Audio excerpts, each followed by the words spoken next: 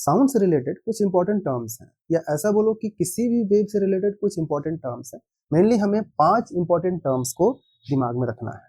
तो क्या क्या है? सबसे पहले आप देख लो कि ये एक मैंने ग्राफ बनाया है। ये ग्राफ किसी भी वेव को रिप्रेजेंट करता है, चाहे वो लॉन्गिट्यूडनल हो, ट्रांसवर्स हो या इलेक्ट्रोमैग्नेटिक वेव। तो इस ग्राफ में आप क्या ऑब्जर्व कर रहे हैं कि ये अपर पार्ट, ये लोअर पार्ट, अगर आप बोलो तो इसे आप कंप्रेशन कह सकते हो, रेयरफैक्शन, कंप्रेशन, रेयरफैक्शन। तो इस मीन पॉइंट से, इसे कहते हैं मिड पॉइंट या मीन पॉइंट, एकदम बीच वाला पॉइंट, यहाँ से मैक्सिमम डिस्टेंस ये ऊपर की तरफ जा रहा है। ठीक है, तो जितना मैक्सिमम डिस्टेंस ये ऊपर की तरफ जाएगा उसे हम लोग कहते हैं एम्पलीट्यूड, और रिप्रेजेंट किया जाता है कैपिटल ए से। तो पहला लेटर हमें, पहला इंपॉर्टेंट टर्म क्या मिला? एम्पलीट्यूड। तो एम्पलीट्यूड को डिफाइन कैसे करोगे? Maximum displacement in the vibration from mean position. अब ऊपर जा रहा है तो ये नीचे भी आएगा। ओके, अब नीचे आएगा तो मैं इसको नीचे रिप्रेजेंट करूंगा, ये हो जाएगा आपका माइनस ए और ये हो जाएगा प्लस ए। तो सिर्फ एम्पलीट्यूड बताना होगा, तो एक ही डायरेक्शन से मैक्सिमम या एक ही डायरेक्शन में मैक्सिमम, या तो पूरा ऊपर की तरफ मैक्सिमम या पूरा नीचे की तरफ मैक्सिमम डिस्प्लेसमेंट जो होता है उसे हम लोग कहते हैं एम्पलीट्यूड। अब सेकंड लेटर क्या है? सेकंड इंपॉर्टेंट टर्म क्या है? सेकंड इंपॉर्टेंट टर्म है, अब इस पॉइंट से, उससे पहले एक चीज जान लो, ये जो ऊपर वाला पॉइंट है पिक पॉइंट, इसे क्रेस्ट के नाम से जानते हैं, और जो लोअर पॉइंट है उसे ट्रफ के नाम से जाना जाता है। तो क्रेस्ट एंड ट्रफ। अब ये क्रेस्ट जो पॉइंट है, जो मैक्सिमम पॉइंट है, अगले क्रेस्ट तक पहुंचने में जितना डिस्टेंस लगाएगा, जितना डिस्टेंस वो कवर करेगा, ध्यान देना, इस क्रेस्ट से अगले क्रेस्ट, यानी कि दो लगातार क्रेस्ट, कॉन्सिक्यूटिव क्रेस्ट के बीच का जो डिस्टेंस है उसे हम लोग कहते हैं वेवलेंथ, और उसे लैम्डा से रिप्रेजेंट करते हैं। तो अगला पॉइंट क्या हो गया? वेवलेंथ। इसे हम लोग रिप्रेजेंट करेंगे लैम्डा से। ठीक है, अब क्रेस्ट से क्रेस्ट लैम्डा है, तो इस ट्रफ से इस ट्रफ के बीच का डिस्टेंस भी क्या होगा? लैम्डा ही होगा। क्लियर हो गया? ये तो हो गया हमारा वेवलेंथ। वेवलेंथ को एक और पॉइंट से समझ लेते हैं, एक और डेफिनेशन से। अगर इस पॉइंट को लेते हो तो यहां से हम लोग ऊपर की तरफ जा रहे हैं। ठीक है, अब इसका जस्ट एक ऐसा अगला पॉइंट ढूंढो जहां पर सेम ये ऊपर की तरफ जा रहा हो। अगर बोलोगे सर यहाँ पे, जी नहीं, ये नीचे जा रहा, तो इसे नहीं लोगे। कहाँ लोगे? सेम, ये भी जा रहा है ऊपर, तो ये दोनों पॉइंट के बीच का डिस्टेंस भी क्या कहलाएगा? लैम्डा कहलाएगा। ठीक है, तो अब आपको समझ में आ गया कि लैम्डा क्या होता है।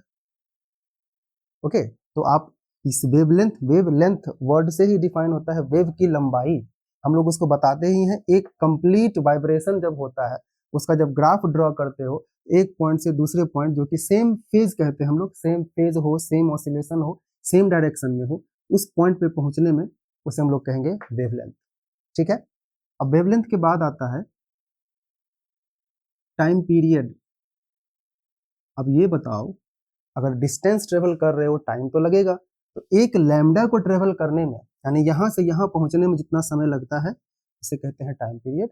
या फिर यहां से यहां पहुंचने में, इस पॉइंट से इस पॉइंट पहुंचने में जितना समय लगता है इसे कहते हैं टाइम पीरियड। तो आप कह सकते हो कि एक वेवलेंथ को कवर करने में जो टाइम लगता है उसे कहते हैं टाइम पीरियड।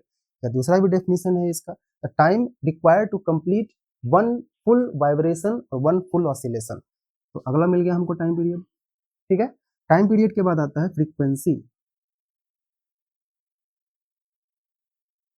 फ्रीक्वेंसी को अभी के लिए आप स्मॉल एफ से रिप्रेजेंट करो, जब हायर क्लास में जाओगे तो उसे न्यू, एनयू, न्यू के रूप में, इसे हम लोग न्यू, एक सिंबल है भी होता है और इसको थोड़ा सा टिल्ट कर देते हैं, ये न्यू है, ऐसे भी आप रिप्रेजेंट कर सकते हो।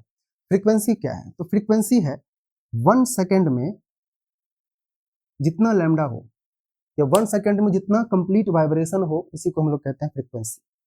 याद रखना है, 1 सेकेंड में नंबर ऑफ वाइब्रेशंस या नंबर ऑफ ऑसिलेशंस को हम लोग कहते हैं फ्रीक्वेंसी। तो फ्रीक्वेंसी को न्यू से रिप्रेजेंट किया जाता है।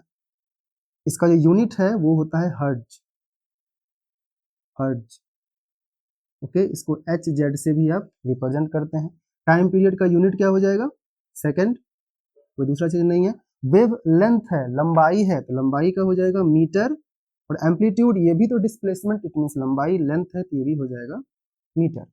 ठीक है, इन सब का तो सबके बारे में जानते थे, और इसके बारे में थोड़ा सा अलग है। अब फ्रीक्वेंसी और टाइम पीरियड में एक रिलेशन है, फ्रीक्वेंसी इक्वल्स टू या एफ इक्वल्स टू 1/टाइम पीरियड। ये फॉर्मूला है, हमेशा के लिए याद रख लो, या आप इसको ऐसे भी कह सकते हो, टाइम पीरियड इक्वल्स टू 1/फ्रीक्वेंसी। तो फ्रीक्वेंसी तो हर्ट्ज होता है, टाइम पीरियड सेकंड होता है, तो आप हर्ट्ज को एक और फॉर्म में लिख सकते हो, पर सेकंड। तो हर्ट्ज का यूनिट के जगह आप पर सेकंड का भी इस्तेमाल कर सकते हैं। फ्रीक्वेंसी हो गई। अगली बारी आती है वेलोसिटी की। अब गौर करो, वेवलेंथ है, टाइम पीरियड है, यानी कि टाइम भी है, डिस्टेंस भी है, तो वेलोसिटी तो आएगा ही आएगा। तो वेलोसिटी का डेफिनेशन होता है कि किसी पर्टिकुलर पॉइंट से जितना वेव क्रॉस होता है, जितना टाइम लगाता है, उसी को हम लोग कहते हैं वेलोसिटी। ठीक है, तो इसको आप डेफिनेशन से बेहतर आप फॉर्मूला से समझ लो। फॉर्मूला बहुत इंपॉर्टेंट है। वेलोसिटी को कैपिटल वी से रिप्रेजेंट करोगे। कैपिटल वी इक्वल टू, हम ये पहले जानते हैं कि डिस्प्लेसमेंट बाय टाइम या डिस्टेंस बाय टाइम लेता हूं, distance by time. Since distance ले रहे हैं वेव का, वेव इधर प्रोपगेट हो रहा है, तो इधर कौन सा डिस्टेंस ले सकते हो, लैम्डा। तो मैं डिस्टेंस की जगह कर देता हूँ लैम्डा, और टाइम की जगह कर देता हूँ कैपिटल टी। क्यों? क्योंकि एक लैम्डा कंप्लीट करने में उसको एक कंप्लीट टी लगता है, 1 टाइम पीरियड। तो आप भी equal to lambda by T कह सकते हो। अगली बात समझ में, ये सारी चीजें जानने के बाद v और t, यानी v equals to lambda by T हुआ, तो आप इसको थोड़ा सा चेंज कर सकते हो, लैम्डा इंटू 1/t कर सकते हो। अब हमने अभी देखा है कि 1/t क्या होता है, फ्रीक्वेंसी होता है। v equals to lambda into F. ठीक है, तो v equals to F lambda. तो ये तो इंपॉर्टेंट क्वेश्चन हो गया। आपको बोलेगा what is the relation between velocity, frequency and wavelength of a wave और साउंड। तो इस फॉर्मूला को आप लिख सकते हो। डिराइव करना है तब यहाँ से उठाओगे, वेलोसिटी लैम्डा बाय टाइम, 1/टाइम फ्रीक्वेंसी, दैट्स ऑल। ठीक है, ये सारी बातें समझ में आ गई।